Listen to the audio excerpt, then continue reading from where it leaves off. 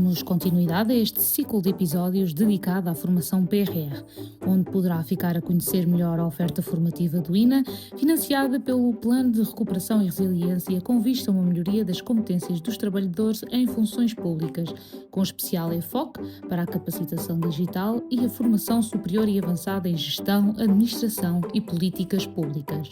Neste episódio, falamos sobre acessibilidade digital na administração pública, um tema essencial para garantir serviços públicos mais inclusivos e acessíveis a todos os cidadãos. Este episódio enquadra-se no programa Serviços Públicos Digitais desenvolvido no âmbito do consórcio IPAP em parceria com o ISCTE. A conversa é conduzida por Maria Inês Nolasco, diretora de Serviços de Formação e Qualificação do INA, com participação de Jorge Fernandes, representante de Portugal no Web Accessibility Directive Expert Group da Comissão Europeia, e dos professores Débora Macedo Santos e Tiago Bessa Pontes do ISCTE. Connosco estão Jorge Fernandes. Jorge Fernandes é representante de Portugal no WADEX, Web Accessibility Directive Expert Group da Comissão Europeia, grupo responsável pelo acompanhamento da Diretiva de Acessibilidade Web desde 2012. É licenciado em Organização e Gestão de Empresas pelo ISCTE, foi formador no INA na área da acessibilidade web e autor de vários estudos sobre acessibilidade nos sítios web na administração pública. É igualmente responsável pela redação de documentos legislativos na área da acessibilidade digital e de políticas de inclusão de pessoas com deficiência ou incapacidades. É também coautor de ferramentas de validação automática como o Examinator, o Access Monitor e o Observatório Português de Acessibilidade Web. Jorge Fernandes faz parte da equipa de experiência digital da ARTE e é um especialista nesta área da acessibilidade web. Temos também connosco dois professores do ISCTE, Débora Macedo dos Santos, professora em Sintra, no ISCTE de Sintra, doutora em Arquitetura na especialidade de Desenho e Computação, professora e pesquisa investigadora com 12 anos de experiência com investigações em tecnologias de apoio e interfaces digitais acessíveis, entre outros temas. E temos também Tiago Bessa Pontes, professor no ISCTE Sintra, professor auxiliar na Escola de Tecnologias Digitais Aplicadas, doutor em Educação com ênfase nas tecnologias digitais pela Universidade de Lisboa. É mestre em Ciência da Computação pela Universidade Federal de Pernambuco, especialista de docência para o ensino superior, tem o MBA em Gestão de Projetos e é professor e investigador com 15 anos de experiência na área de desenvolvimento de aplicações web. Muito obrigada aos três por estarem connosco. Vamos então começar o nosso podcast falando um pouco sobre a acessibilidade digital como pilar de transformação digital na nossa administração pública. E começo por perguntar ao Jorge, sabemos que aproximadamente 1 em cada 7 pessoas tem uma deficiência que afeta a maneira como interage com o mundo e com os seus dispositivos. Como é que esta realidade deve interpelar as organizações públicas nos seus processos de transformação digital? Olá a todos, muito obrigado pelo convite e pela oportunidade de mais uma vez explicar um bocadinho do que é a acessibilidade e da importância da mesma. A pergunta é interessante porque, no fundo, a questão da interação com o mundo e com os dispositivos sempre foi um problema, e mesmo antes do digital, não é? E seguramente no final dos anos 80 o digital surgiu foi visto como um potencial para conseguir resolver um conjunto de interações com mais variados tipos de interfaces e de coisas que existem no mundo. Por exemplo, eu recordo-me que foi no final dos anos 80 que apareceu lá por casa um computador e com o qual eu consegui perceber que com aquele computador eu conseguia recuperar novamente a minha capacidade de leitura que já tinha perdido há algum tempo. Portanto, eu já não conseguia interagir com livros, já não conseguia ler em papel e com o computador, graças na altura aos fundos pretos e a um contraste fantástico de letra tipo cor âmbar e verde fluorescente, o contraste era fantástico para a minha leitura e eu consegui, no fundo, recuperar essa possibilidade. Aprendi, no fundo, ao longo dos anos 90, que apareceram um conjunto enormíssimo de tecnologias de apoio para a área digital e havia algo que era necessário fazer do lado de quem edita conteúdos, que era editar conteúdos seguindo determinado tipo de regras de acessibilidade. Durante os anos 90 apareceu uma entidade que foi o W3C, o World Wide Web Consórcio, portanto, dirigido atualmente por Tim Berners-Lee, nada mais do que o inventor da World Wide Web, que criou o W3C em 94 e em 1997 criou dentro da própria organização um departamento que é o Web Accessibility Initiative, a WAI, que foi responsável e é responsável ainda hoje por tornar todas as tecnologias ou linguagens de programação que o W3C produz, nomeadamente o HTML é um deles, de forma a que a linguagem suporte as tecnologias de apoio. Portanto, há um conjunto de propriedades que o HTML e todas as linguagens do W3C têm para suportar, no fundo, as tecnologias de apoio e dotar, no fundo, os conteúdos de uma capacidade interessante, que é o conteúdo adapta-se de acordo com as necessidades do utilizador, ou, se quiserem, de acordo com as capacidades do utilizador de leitura e escrita. Ora bem, foi essas regras que este mesmo grupo, portanto o WAI, em 1999 pôs no terreno, hoje em dia conhecido pela sigla WCAG, portanto Web Content Accessibility Guidelines, ou Diretrizes de Acessibilidade para Conteúdo Web. A primeira versão é de 1999 e, adivinhem, Portugal adotou as regras de acessibilidade em 1999 para a administração pública. Fomos pioneiros, portanto foi o primeiro Estado-membro da União Europeia a ter regras de acessibilidade. Fomos os que colocámos, inclusivamente, num documento, um plano de ação europeu, que foi o Europe 2002, durante a cimeira da feira, durante a presidência portuguesa, que decorreu em 2000, colocámos inclusivamente as regras de acessibilidade também nesse documento. Portanto, o primeiro plano de ação a nível da União Europeia que tem regras de acessibilidade para conteúdos digitais surgiu também em Portugal. Portugal deu um impulso bastante grande nessa altura, conjuntamente com o W3C. Portanto, o W3C veio cá a Portugal, e no fundo são essas regras que hoje em dia nós temos, obviamente com uma versão mais atualizada, dando aqui um salto quântico, portanto, indo a 2018, é a última versão das diretrizes de acessibilidade, portanto, conhecida como versão 2.1, conformidade AA, portanto, tem um conjunto de critérios de sucesso. Os documentos do W3C não são propriamente fáceis de ler e, claro, nós sempre tivemos, no fundo, hoje em dia, já com 25 anos de experiência de implementação de requisitos de acessibilidade na administração pública, aprendemos alguma coisa, não é? E uma das coisas que aprendemos é que temos que aprender muito mais e que as diretrizes, de facto, são difíceis de ler, quase ninguém lê aquilo e é necessário, no fundo, traduzi-las em algo, sim, traduzi-las em algo mais objetivo. Quem está no terreno gosta de coisas mesmo tipo checklist, tem uma checklist, não sei se é pelo caso de quando leva o carro à inspeção e tem um mecânico a dizer passa, não passa, passa, não passa.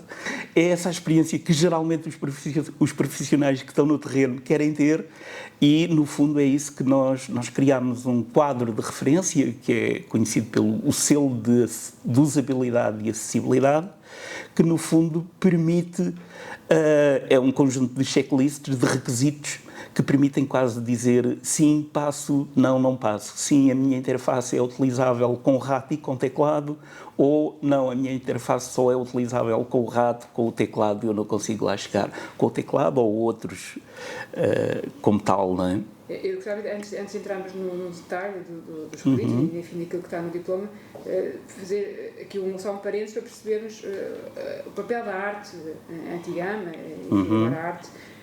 Como é que a acessibilidade digital se enquadra nesta estratégia mais ampla, não é? Depois desta resenha histórica que agradeço e que foi muito interessante, percebemos agora como é que a acessibilidade entra na estratégia mais abrangente de transformação e digitalização que temos na nossa pública. Ora bem, no caso da administração pública, claramente os serviços públicos têm o cidadão no centro da sua reflexão, não é? E aqui entram claramente áreas como a usabilidade e estudos com utilizadores, mas também, no fundo, nós sabemos que antes de usar é preciso aceder, não é? E entram, obviamente, aqui todos os utilizadores que hoje em dia fazem uso de tecnologias de apoio. Nós temos como ambição, portanto, chegar a 2026 e ter 90% dos sítios da administração pública com o selo de usabilidade e acessibilidade. É um desafio e tanto, portanto, conseguir envolver todas as equipas é um desafio gigantesco. Nós temos atualmente alguns facilitadores no terreno, nomeadamente formação, portanto, damos formação a quem implementa, portanto, a quem tem o problema de implementar propriamente os requisitos de acessibilidade. Por exemplo, usámos já a plataforma Now da Fundação para a Ciência e Tecnologia, portanto, cerca já à volta de 1.500 formandos já passaram por essa plataforma. E atualmente nós precisamos, no fundo, nós, a Arte, fazemos a certificação do selo, portanto, internamente, e precisamos que o mercado tenha profissionais que conheçam bem os requisitos e que possam ajudar as entidades a facilitar a implementar os mesmos. Então criámos formação que é um curso para auditores e facilitadores do selo de usabilidade e acessibilidade. Enquanto facilitador, portanto, nós temos inclusivamente uma lista de facilitadores já disponível no próprio site do selo, portanto, selo.usabilidade.gov.pt. Lá encontram toda a informação que é necessária para, desde os requisitos, a como é que podem efetuar a candidatura e, inclusivamente, como é que podem obter apoio para a sua implementação. Sim. Não sei se este decreto-lei 83 de 2018, que enfim, faz aqui este marco da mudança, não é, que há bocado referiste, como é que ele, quando nós conseguimos conhecer e perceber, há bocado deste um indicador, não é, quantos sites públicos já estão com o selo, conseguimos ter uma visão sobre o estado de implementação deste diploma? Conseguimos, portanto, nós atualmente, não em percentagem, eu costumo citar até os valores em absoluto, há uma peça fundamental no caso do Decreto-Lei 83 de 2018 e que deriva da Diretiva da Acessibilidade Web, que é todos os sítios web e todas as aplicações móveis têm que ter uma declaração de acessibilidade. Quantas declarações é que nós temos até hoje? Temos à volta de 450 declarações, eu diria que 99,9% delas todas de sítios web, portanto de aplicações móveis, ainda estamos muito na infância da própria declaração. Dos que têm declaração, cerca de 10%, ou seja, à volta de 40, 45%, têm o selo de acessibilidade e usabilidade. Qual é a diferença? A declaração é autodeclarativa, qualquer entidade pode e deve colocar a declaração no sítio web, a dizer eu estou em conformidade, fiz isto assim assim para estar em conformidade. No caso do selo, a diferença é que tem uma entidade, neste caso a Arte, a conferir propriamente essa declaração e a dizer, sim, isto é verdade, ou a validar, não é? Portanto, a certificar, no fundo, a própria declaração. São valores ainda, são baixinhos, portanto, mas isto faz-se caminhando, não é? E estas, pelo facto enfim, desta orientação, esta norma europeia ser difícil de ler, como há pouco dizias, a Arte pegou neste instrumento legislativo e traduziu em instrumentos mais simples e que são aqueles que são necessários e serem seguidos e implementados nas organizações, não é? Queres falar um bocadinho sobre este caminho que as organizações têm que fazer para, assim, o pedido do reconhecimento do selo é a última fase do processo, não é? Até lá há uma caminhada a fazer, há um conjunto de checklists a respeitar, Queres explicar um bocadinho como é que isto acontece? Portanto, o selo está dividido em 3 patamares de exigência ou de esforço. Portanto, o patamar mais básico é o bronze, e no caso do bronze, qualquer normativo, no fundo, tem que ser diagnosticado, avaliado, não é? E em acessibilidade há 2 formas de o fazer, através de avaliação automática, e há vários validadores no mercado para fazer isso. É quase como tipo corretores ortográficos, não te vão pôr a escrever como ao Saramago, mas vão-te ajudar a escrever, não é? Os validadores automáticos também têm essa vertente quase pedagógica de começares a dar os primeiros passos. Portanto, e aqui, por exemplo, o caso da arte disponibiliza alguns validadores produzidos mesmo pela arte e pela Faculdade de Ciências da Universidade de Lisboa.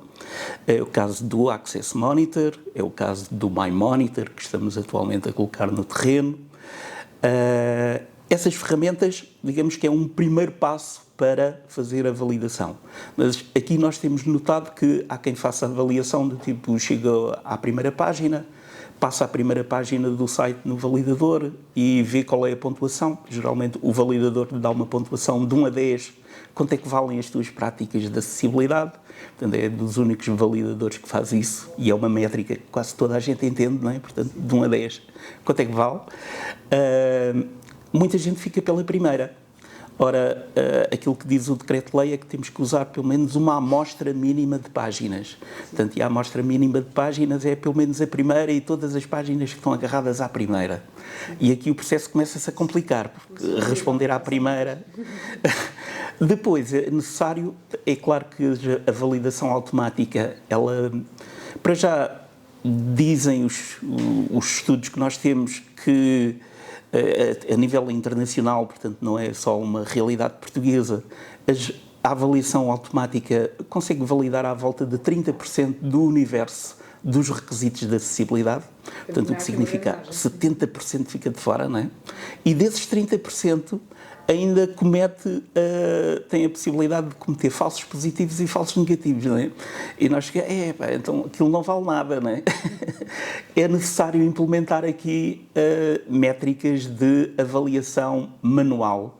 E é aí que entra, no fundo, as checklists. E o que é que nós fizemos? Pegámos nas diretrizes de acessibilidade e em vários estudos e documentos, até do próprio W3C, mas não só, até da academia, há vários estudos que nos indicam, de todos os critérios de sucesso, há ali tipo 10 critérios, 8 critérios que são fundamentais e que fazem muita diferença, não é? Então o que nós fizemos foi criarmos uma checklist dos 10 aspectos críticos da acessibilidade. Essa checklist faz parte dessa baseline do bronze, não é? E aqui, como a acessibilidade por si só, às vezes tem dificuldade de se dizer qual é a importância da acessibilidade para os serviços públicos, não é? Então juntámos também alguns dos requisitos de usabilidade. E, por exemplo, faz parte desta baseline também de bronze a checklist dedicada a conteúdos. Portanto, conteúdos, 10 aspectos críticos, avaliação automática é a bateria que nós temos, neste caso, para responder, para diagnosticar, no fundo, o bronze. Passar a prata, introduzimos aqui uma outra checklist de transação, portanto, conteúdos transacionais, portanto, relacionados com formulários e propriamente com serviços, inclusivamente públicos, que a pessoa quer é realizar tarefas, consegue ou não consegue realizar a tarefa no fim do processo, no fundo é isso que procuramos. Temos aqui uma baseline, portanto, de uma checklist de transação que adiciona ao bronze e consegue, no fundo, fazer, neste caso, o prata. A legislação portuguesa introduziu também uma questão que a diretiva foi um bocadinho mais tímida, eu acho que nós fomos um bocadinho mais à frente, embora ainda continuamos na área da recomendação, que é testes de usabilidade, portanto, testes com utilizadores, nomeadamente testes com utilizadores que usam tecnologias de apoio. A legislação fala nisso e nós colocámos isso no esquema do selo. Portanto, todos os sites que têm ouro no fundo, respondem a esta bateria do bronze-prata e sabemos que todos eles fizeram testes com utilizadores. São testes mínimos, portanto, são apenas 6 utilizadores, portanto, 4 utilizadores com deficiência. Nós dizemos que recomendamos que não seja, por exemplo, uma pessoa cega, uma pessoa surda, uma pessoa com deficiência motora, porque senão só temos um e cada um deles tem as suas necessidades próprias e nunca conseguimos, no fundo, que aquilo ganhe alguma consistência e chegamos ao fim do estudo e não concluímos nada, não é? Para concluir mais um bocadinho, é bom que esses 4 sejam da mesma tipologia, não é? E usamos, no fundo, duas pessoas sem necessidades especiais, pelo menos documentadas, para servir de grupo de controle, para perceber, eles são mais rápidos ou são menos rápidos na realização de tarefas. Obter o salador, mediante uma avaliação positiva, e é esse patamar para sim. o salador. Só para ficar mais claro daquilo que é uma recomendação, aquilo que é uma obrigação para as entidades, consegues sintetizar, de facto, as obrigações que as organizações têm na administração pública ao nível da acessibilidade. Há aqui obrigações, não há só boas práticas, certo? Sim, há no fundo, o normativo internacional, em termos de diretiva, aquilo que aponta é a utilização das tais diretrizes de acessibilidade para conteúdo web, versão 2.1, conformidade duplo A. Este conformidade duplo A está perfeitamente descrito nesse documento das diretrizes. Em termos de critérios de sucesso, significam 50 critérios de sucesso que temos que responder. E que são obrigatórios, que as entidades têm que transformar e ajustar. É claro que o nosso esquema, de certa forma, o esquema do selo, como foi para este aspecto dos 10 aspectos críticos, não é? No fundo é uma espécie de subconjunto destes 50 critérios de sucesso. Portanto, não toquem todos, nós tiramos os mais relevantes. Eu diria que obrigatório é cumprir os requisitos mínimos que fazem parte do selo. Portanto, no fundo, é o mais possível chegar, no mínimo dos mínimos, chegar a prata. E, claro, acho que é fundamental testarem as suas aplicações com utilizadores e chegarem ao ouro, não é? Em termos de apoio que a Arte disponibiliza para as entidades públicas nesta jornada, já falaste da formação, já falaste da certificação. Há mais algum aspecto que queiras sublinhar? Sim. Ao nível do próprio apoio financeiro, por exemplo, nós temos atualmente a correr já um financiamento do PRR, do qual já estão, neste momento, cerca de 130 projetos.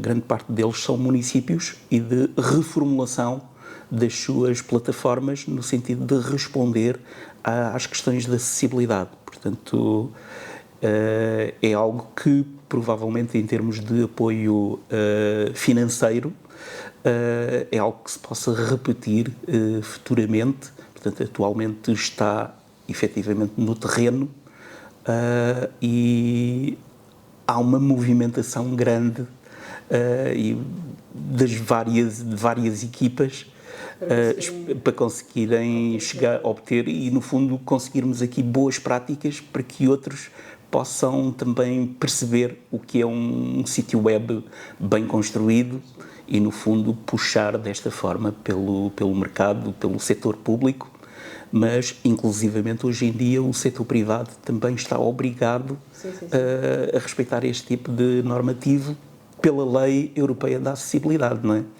Portanto, que o Decreto-Lei 82/2022, que coloca no terreno a Lei Europeia da Acessibilidade, no fundo transpõe este tipo de requisitos também para o setor privado, não é? Então vamos agora falar com os formadores que vão dinamizar os nossos cursos. No âmbito da acessibilidade, o INE, em parceria com o ISCTE, tem disponível no seu programa de formação um curso sobre acessibilidade para dirigentes e gestores de projetos. Perguntava ao Tiago que importância que esta formação tem para o desenvolvimento de uma administração pública mais acessível e inclusiva. Então, essa formação ela é fundamental porque ela coloca a acessibilidade digital no centro da liderança pública, no dia a dia dos líderes que tomam as decisões dentro da administração pública, né? Muitas vezes, quando nós falamos de acessibilidade, nós pensamos logo ou apenas na tecnologia. É o leitor de tela, é a lupa para dar um zoom, enfim. Mas esta é, antes de tudo, é uma questão de governança e de visão estratégica, né, dos governos. Então, esse curso ele foi concebido precisamente para que os dirigentes e os gestores compreendam como a acessibilidade ela afeta todos os níveis da organização, desde o planeamento, dos serviços digitais, até a forma como nós nos comunicamos com os cidadãos.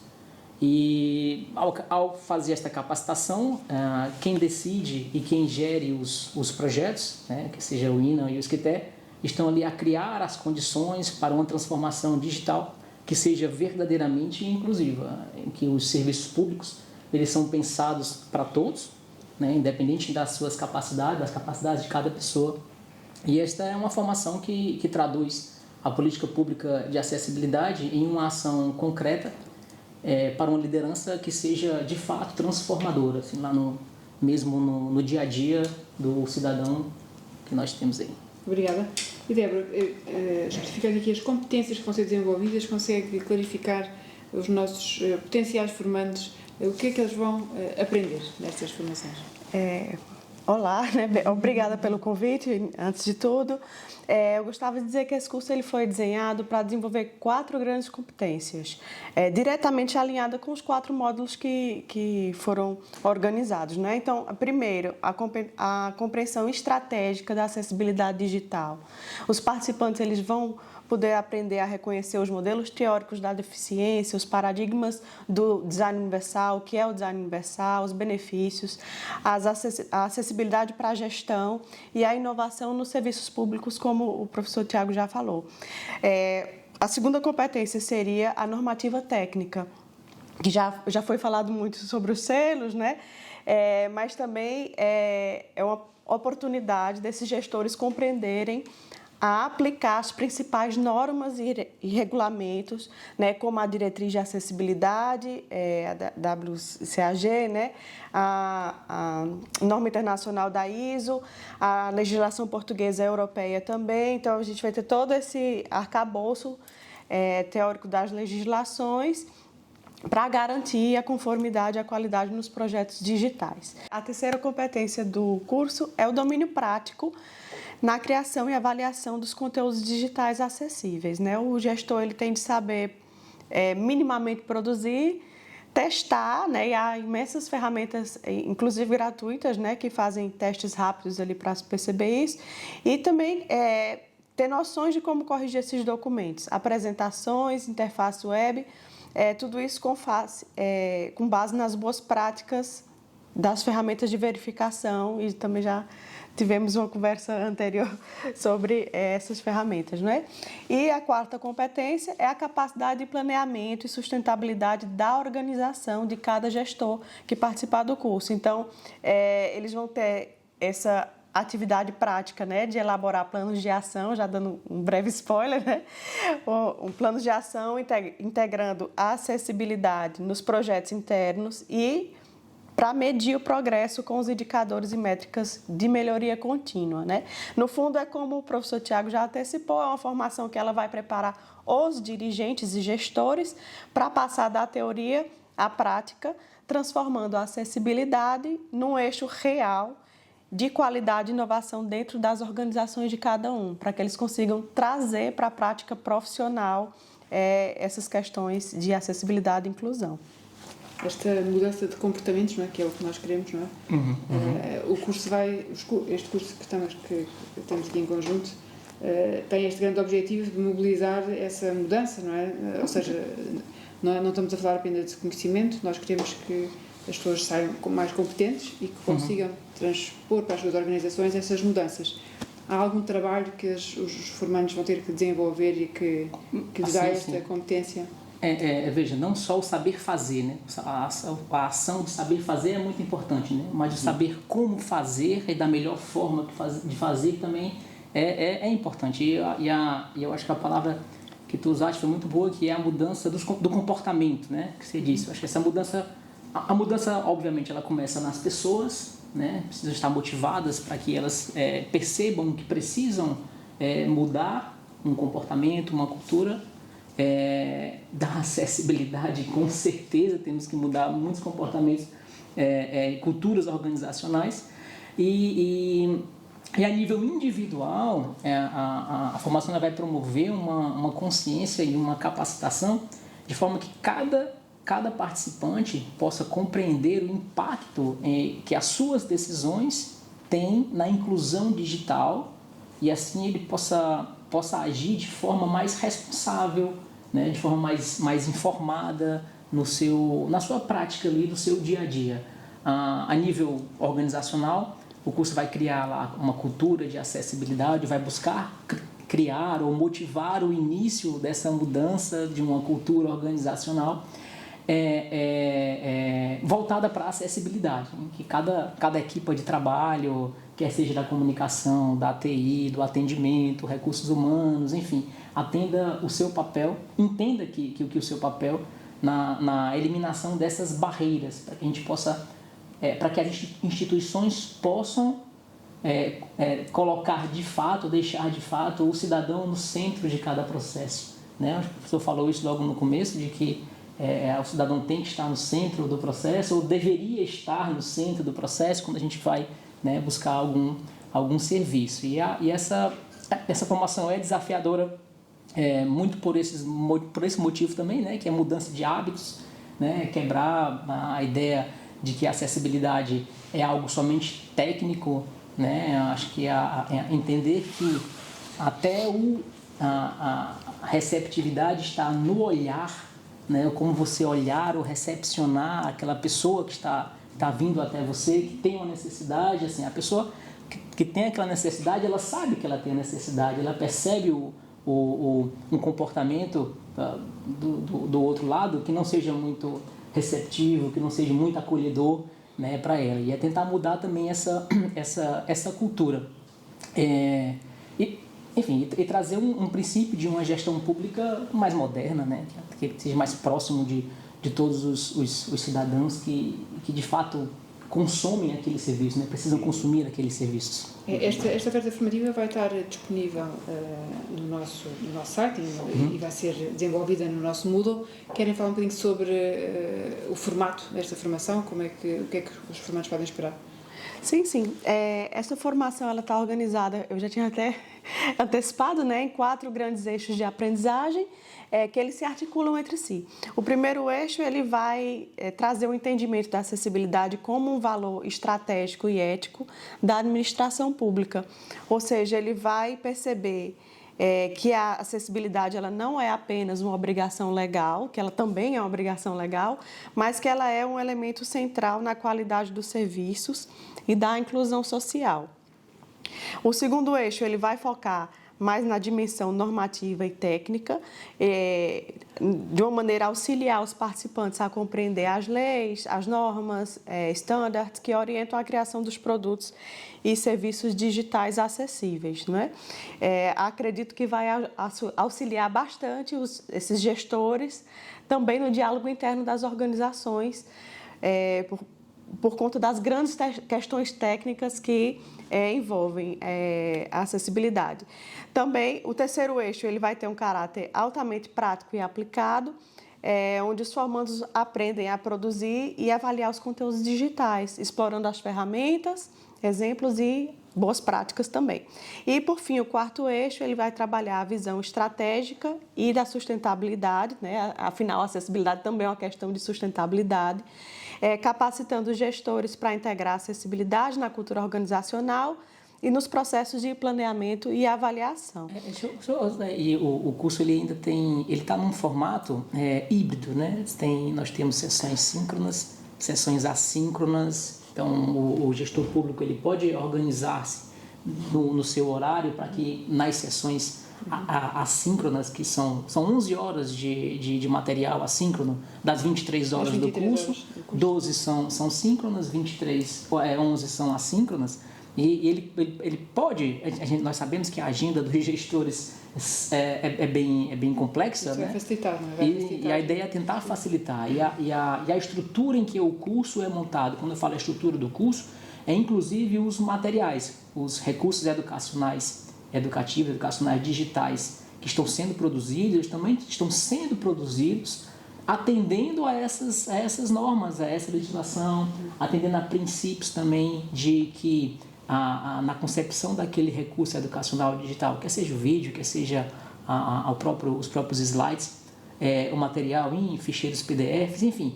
eles estão está sendo empregado nessa criação desses materiais teorias de aprendizagem multimédia que facilitem o entendimento, a compreensão daquele assunto, né?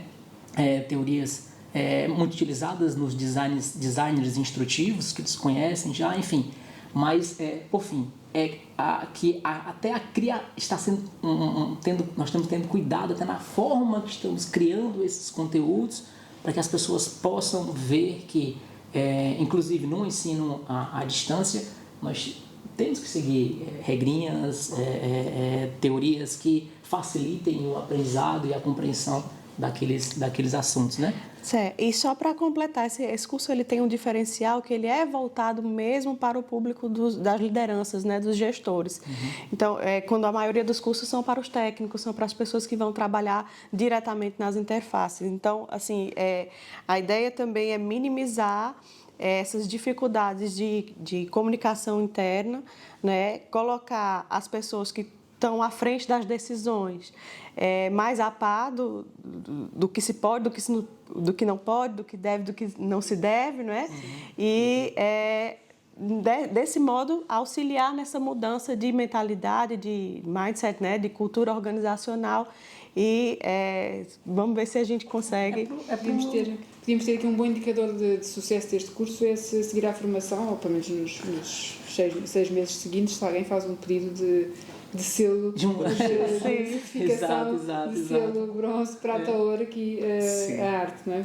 Temos que monitorizar os nossos formandos. Aliás, a avaliação de impacto faz parte aqui do que queremos implementar e, portanto, vai ser interessante perceber o follow-up, não é? E a seguir à formação, o que é que os nossos formandos que mudança vão trazer para as suas organizações, pelo menos para o seu posto de trabalho. Isso já será um bom impacto. Então, se tivermos impacto na organização e se a partir daqui estas levas de formandos que vamos ter neste curso de acessibilidade, se conseguirem chegar a aumentar os nossos indicadores de acessibilidade na administração pública, será certamente um excelente indicador. Eu, para concluir, gostava de vos pedir a todos, incluindo também a Arte, ao Jorge, enfim, aos 3 participantes, que mensagem gostariam de deixar às entidades públicas sobre a importância de investir na capacitação das suas equipas no âmbito da acessibilidade? Eu vejo a acessibilidade como um vetor de inovação. Portanto, ela introduz muita inovação ao nível, neste caso, da própria colocação do serviço público através de meios como é o caso da internet. Como vetor de inovação, eu vejo que é um problema essencialmente técnico, portanto não o vejo como algo como seja responsabilidade social da entidade ou algo do género. Acho que tem que ser encarado como os problemas de cibersegurança, como os problemas de proteção de dados, exatamente igual, no mesmo patamar.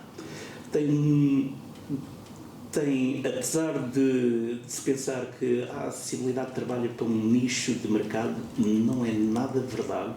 Portanto, há uma série de tecnologias que todos hoje em dia usamos e que nasceram precisamente da investigação e do desenvolvimento feito inicialmente na área da acessibilidade. Por exemplo, só para citar alguns exemplos de tecnologias que hoje em dia nós usamos, por exemplo, o teclado virtual que nós hoje em dia usamos no telemóvel, este teclado virtual durante os anos 90 teve desenvolvimentos fantásticos ao nível e facilitou muito a vida a pessoas, por exemplo, com deficiência motora, para muitas delas, não podendo usar um teclado físico, o teclado virtual era a única forma de interação. E claro, nós pretendemos sempre escrever mais rapidamente. Os preditores de palavras que hoje em dia existem nos nossos telemóveis, toda a investigação que foi feita deriva também daí. Nós sabemos que, por exemplo, um bom sítio web com as regras de acessibilidade implementadas são aqueles que aparecem em primeiro lugar nos resultados, por exemplo, dos motores de pesquisa, porque a indexação ela precisa de regras de acessibilidade, de semântica, de significado, de conteúdos com significado, como de pão para a boca. Portanto, a acessibilidade é uma espécie de petróleo para este tipo de indexação muito mais inteligente e que deriva inclusivamente de algumas coisas que hoje em dia fazemos com a própria inteligência artificial, não é? Portanto, claramente a acessibilidade é hoje em dia um vetor de inovação fortíssimo. Estava a referir tecnologias que apareceram no mercado, por exemplo, o reconhecimento óptico de caracteres surgiu nesta área, o reconhecimento de voz surgiu nesta área, a máquina de escrever surgiu nesta área.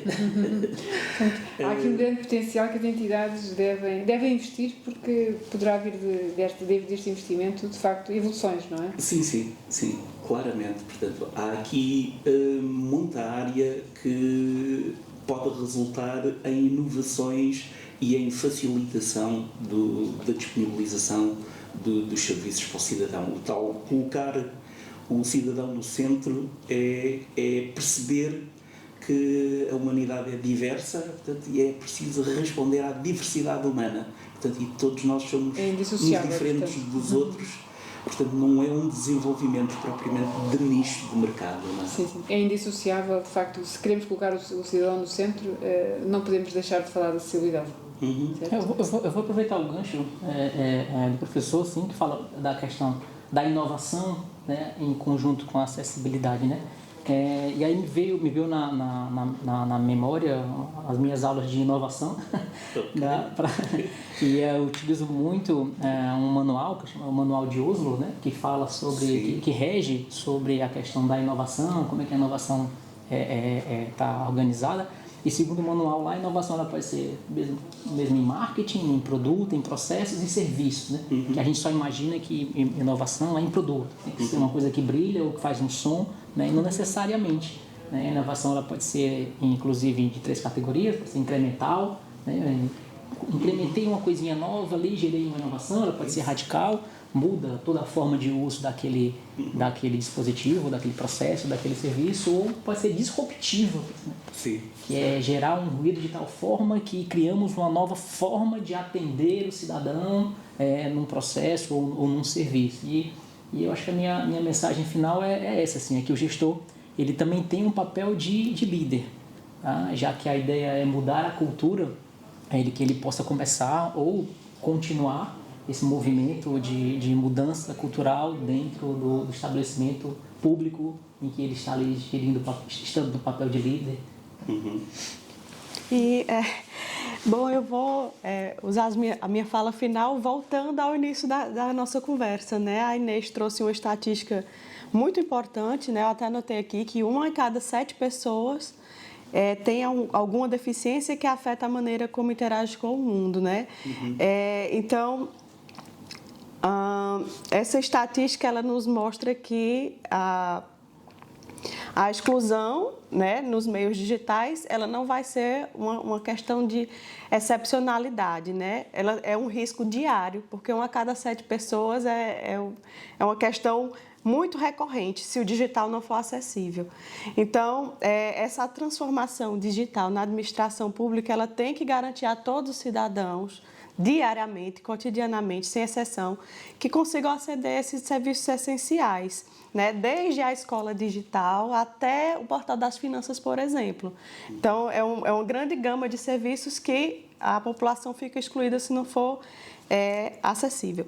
Por isso, essa acessibilidade digital ela é uma dimensão da cidadania, a gente falou de vários aspectos dela hoje, e não se tratando apenas da tecnologia, mas de garantir direitos fundamentais, né, à sociedade. Então, essa é a mensagem que eu queria deixar. Muito obrigada aos nossos convidados e a todos os que nos ouviram. A formação está disponível no site do INA para inscrição em www.ina.pt. Estamos também disponíveis para organizar ações de formação à medida, a pedido de entidades ou de áreas governativas que queiram investir de forma integrada e articulada na capacitação dos diferentes organismos que a compõem. A atividade digital é uma dimensão essencial da inclusão, da transparência e da qualidade dos serviços públicos. O INA, em colaboração com a ARTE e com a ISCTE, continua empenhado em capacitar pessoas e organizações para uma administração pública mais acessível, digital e centrada no cidadão. Até ao próximo episódio.